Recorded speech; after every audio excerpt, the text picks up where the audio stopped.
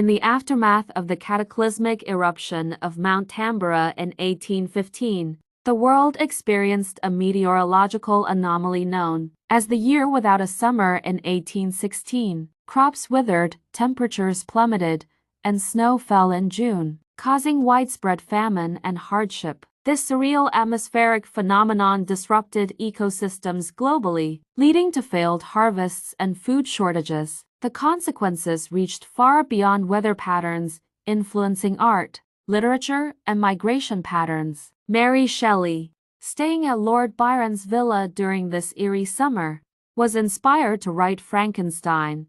The year 1816 serves as a chilling reminder of nature's power to shape history, leaving an indelible mark on the cultural and environmental tapestry of the early 19th century. Thanks for your time. Follow for more.